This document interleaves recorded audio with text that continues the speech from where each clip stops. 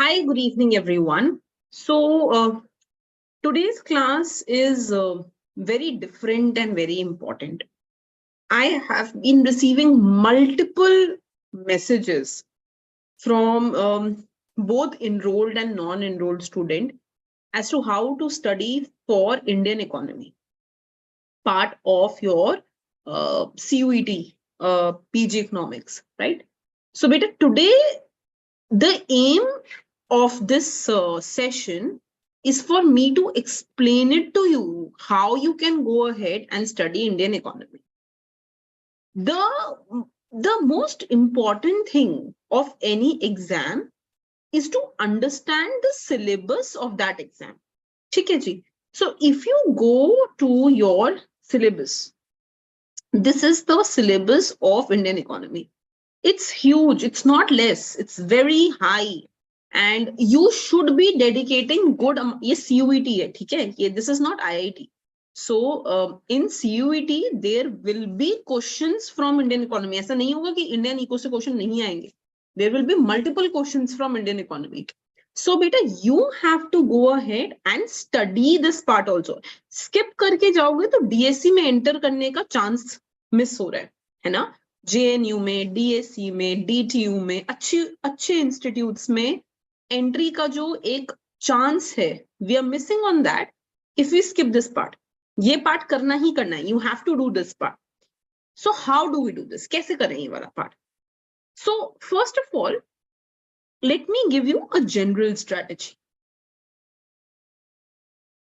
बेटा, what is the general strategy? कैसे, how do I kind of like to do the syllabus? You should always break the course into subtopics. एक topic को पकड़ना जरूरी है. I will give you an example today. ठीक है? जैसे, for example, look at the first part. Okay, the first part says macro trends, national income, population, occupational structure. सिर्फ इस चीज के अंदर, only in this part which says macro trends, national income, population, occupational structure, basically you have covered 3 subtopics. ठीक है? There are 3 subtopics. तो अब इन subtopics को पढ़ने की क्या strategy है? Let us discuss that. So what you will do is you have to prepare proper notes. First topic हो गया हमारा मैक्रो ट्रेंड्स,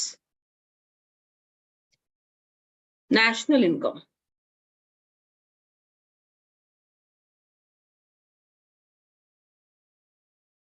फर्स्ट टॉपिक हो गया macro trends, in with in which you have macro trends. So main topic हो गया हमारा macro trends, and in this main topic of macro trends एक सब टॉपिक हो गया macro trends, national income. Okay, now in macro trends, national income, you have to go ahead and write everything possible related to trends in national income. This is what I am doing for my students. When I am preparing notes for them, I am referring to multiple books, beta. Multiple books, whether it is Uma Kapila, whether it is Delhi University book, whether it Delhi University notes, whether it has been my personal UPSC notes, I am referring to everything possible. So I'm giving you example where you can go for it. Uma Kapila, some part of Indian Economic Service or Indian Administrative Service, some part of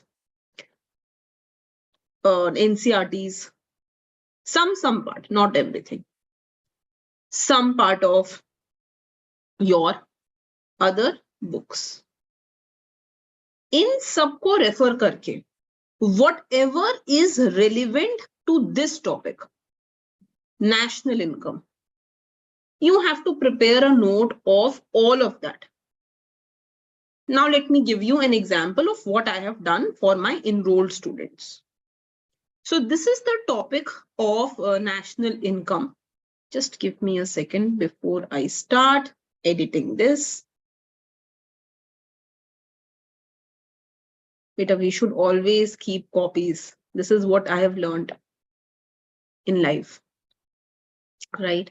What happens is most of the time I am just duplicating my work, right? I make notes for my students, then somehow I just lose them, and then I'm making notes again. Okay, so beta, this is the example of what I did for national income for students. So what I've done is I've started explaining what is national income first. Okay, what is national income? Then what are the features of national income? Is it a flow concept? Is it a stock concept? How is it different from national wealth, etc.? ये सब समझाया है. इसके बाद हमने देखा कि national income का कॉन्सेप्ट शुरू कब हुआ था. When did the concept of national income start? That's the next thing that we did. ठीक है जी. तो it started first time in 1987 या कब हुआ, किसने शुरू किया, किसने सबसे पहले लॉन्च किया, उसके बाद किसने किया. So who did what? During what phase? That should be absolutely clear to you. That is what I have written. Then I started going ahead and telling what are the problems. जो शुरू के techniques थे वो क्यों fail हुए, what were the problems in that. That is what I have gone ahead and written. Then for different periods before independence, this is my era before independence, I have gone ahead and mentioned exactly what was the rate of growth before independence. ये सिर्फ एक topic का मैं आपको example दे रही हूँ, how to prepare notes. Okay, so before independence किस पीरियड में क्या ग्रोथ रेट था, this is what I have gone ahead and written. Then post independence, how was the national income, right? Which committee was formed, who made the first, who made national income the first time. That is all I have mentioned. Then I have gone ahead and I have given some features of the first report of national income. Features of first report of national income. क्या features थे उसके? What were the features of the first report of national income? I have gone ahead and given all of those. Okay. And then beta, I have given committees and organizations which was formed just after independence. Just after independence, which committees were formed? Okay, I have gone ahead and told about that. And what is the current scenario on committees? That also I have gone ahead and mentioned. Okay, then I have talked about the trends in national income post independence era. अभी तो before independence था, फिर उसके बाद first report बन गई post independence, फिर the committees were formulated.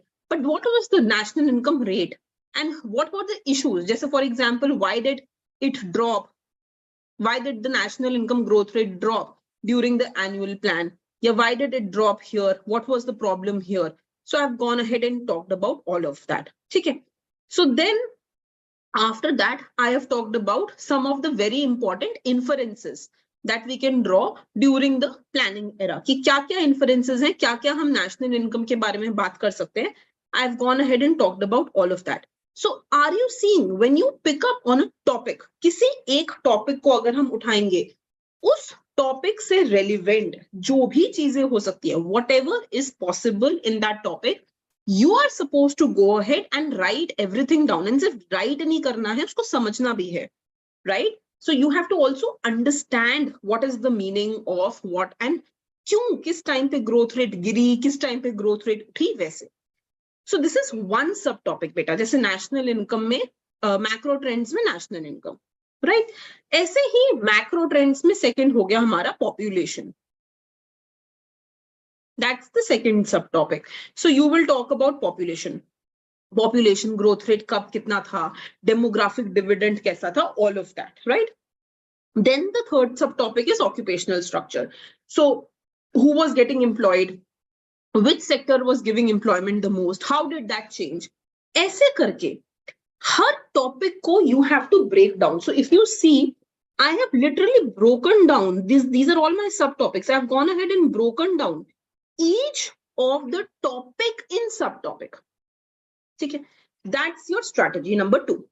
Acha, after you break each topic into subtopic and you prepare notes for each of them, then next task will be to study all possible MCQs of that topic. उस topic से related, जैसे अभी मैंने उठाया यहाँ पे macro trends of national income, तो macro trends national income से रिलेटेड क्या क्या पॉसिबल MCQs हो सकते हैं. You have to study all of that. Let me give you an example again. So this is what I have prepared for my students better. So macro trends, national income. All possible questions: which ministry is responsible for calculating GDP, which base year is used in India currently, which state in India currently have highest GDP, etc., etc. You have to go ahead and you have to do all possible questions related to that topic. So when you study all possible notes of the topic, of the subtopic, topic भी नहीं, पहले subtopic के बारे में बात करोगे, and all possible questions of that topic, तो आपका वो topic permanently lock हो जाता है. You have understood the topic well, वो topic पूरा समझ में आ गया है. तो ऐसे कर करके हमने macro trends national income, macro trends population, macro trends occupational structure, वैसे ही फिर एग्रीकल्चर के अंदर सिर्फ ये अपने आप में एक टॉपिक है बेटा, agrarian structure. What was the structure is a topic in itself. ऐसे ही what were the agricultural markets, what were the different institutes in the agricultural sector, कौन कौन सी कमिटीज फॉर्म हुई एग्रीकल्चरल सेक्टर के लिए, like that you have to go ahead and you have to do each and every topic along with topics which are not mentioned. Just for example, let me give you an example. यहाँ पे taxation में it talks about all of this, but taxation में one important thing that I found out is that you must do canons of taxation. I think so. I've done some 10 to 12 canons with my students on taxation. तो ऐसे important topics भी करने जरूरी हैं to cover the entire Indian eco. I hope you are understanding how to study Indian eco. So what's the strategy? You divide the entire course in topics and subtopics. You study the subtopic in complete detail. You do all possible questions related to that subtopic, and then you move on to the next topic. You should be doing this strategy for Indian eco.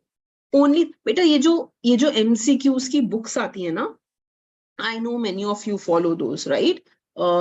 By some authors which are available in the market. They are not enough, believe me. उनके अंदर जो content दिया होता है, that is very limited and very summarized. उससे MCQs को answer करना will be difficult. You have to study in depth whatever topic is given here. Okay, because this is a theoretical paper. CUET practical नहीं है. Unlike ISI, IIT, IGIDR, CUET का pattern एकदम अलग है. Right? So we should know what to focus on. And Indian economy is an important part to focus on. Okay, thank you.